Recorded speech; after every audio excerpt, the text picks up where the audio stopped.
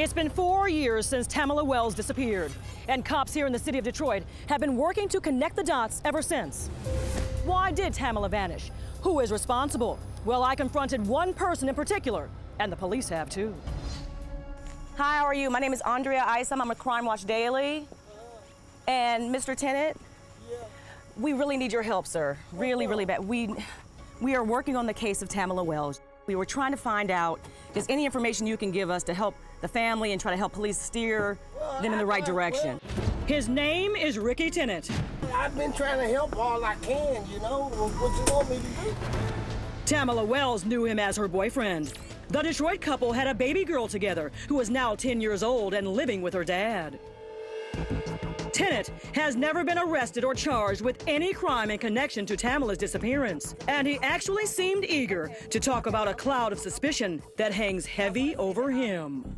Tell me about that day, Rickey. Even allowing us into the home he shared with Tamala. What do you want to say to people who are pointing the finger, or who have pointed the finger at you?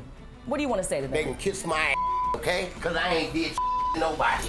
Rickey and Tamala's twisted tales of denials and mystery all started on an early August morning with a phone call to Florida.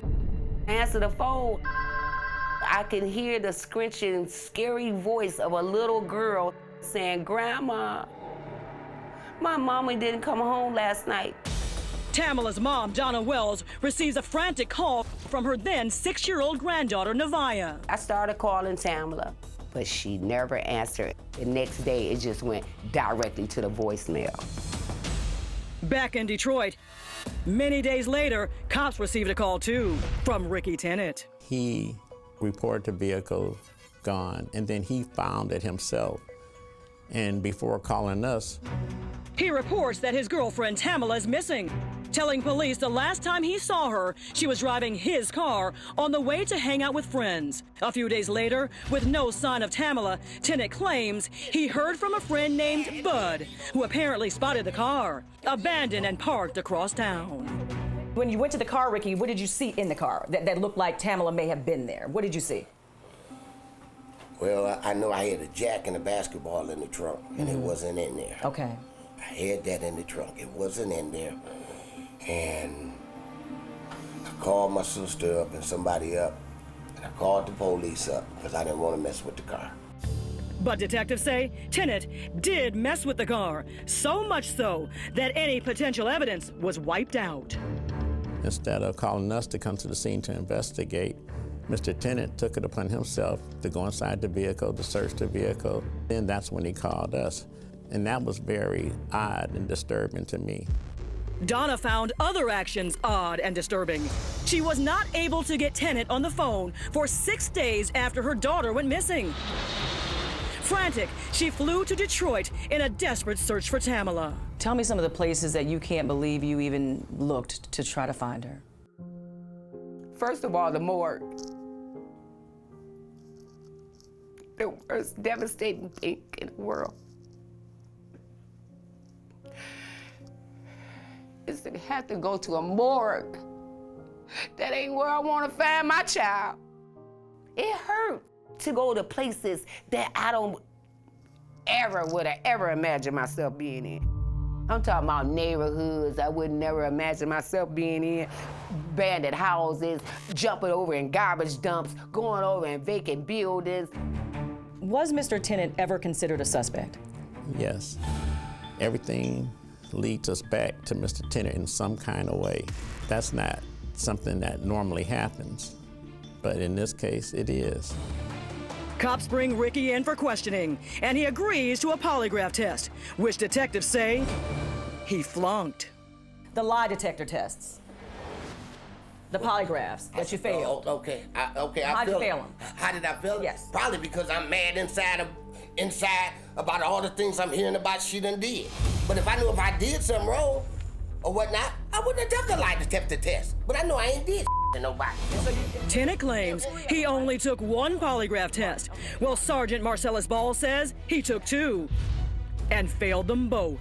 He got so agitated to the point where we thought that he was going to attack the polygraph examiner. That's not the behavior of someone who's innocent. And what about 6-year-old Nevaeh? What does she know? The young girl is brought in for questioning, a sensitive and delicate process that's recorded on video without a parent present. Nevaeh was distant. She didn't appear to want to be there. She was vague with her answers. Did it ever appear to you that she may have been coached? Well, prior to the interview, Mr. Tennant was advised to not come to the interview, don't bring her to the interview. Mr. Tennant violated that. So in essence, he did have contact with her prior to the interview? Yes, he did. And that led me to believe that, yes, Nevaeh had been coached and she had been told what to say and what not to say. As the mystery deepens, with murky details and few leads, the case goes as cold as a Detroit winter. Why is he not in police custody? Why was he not arrested? I'm sure those are questions people would want to ask. We're still investigating.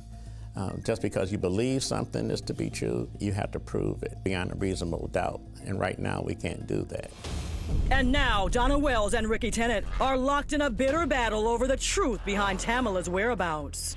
There is a young lady missing. It is time to stop playing games, quit holding secrets. I don't care what they know. I just want them to know the truth so that they can find the truth. For this grieving mother, Tamala's disappearance is a horrific nightmare, which she says never ends. It's nights that I go to sleep and I cry so much till I don't even know I'm crying in my sleep. And to this day, 4 years since her beloved daughter vanished, Donna refuses to give up. Somebody somewhere knows something in this city. She continues to canvass the area, handing out flyers, anything to find her daughter.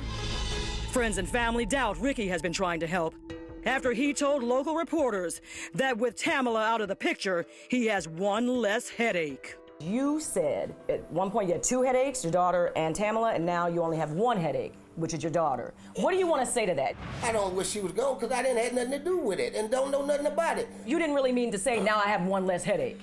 No, not really. Well, yeah, because she was giving me headaches all the time, but I didn't mean it like, in despite I wish something happened to her or something like that. Rickey does, however, have a message for his missing girlfriend. Tamala, if you out there, would you please come home? I want you to see your daughter, Nevaeh. She's 10 years old, going on 11. Would you please come home if you out there? And for people who say, I don't know, Rickey, maybe it's you that did something, you say what to them? Whoever trying to put this on me, y'all on a bunch of crap because Rickey ain't did nothing. Tamala Wells has never been found. How she disappeared, never answered. Cops continue to look for clues and need your help. And a grieving mother does too. What do you want to say to him? I just pray that you find it in your heart to step up and just come clean. My ultimate goal here is to find my baby. I don't know what your ultimate goal is.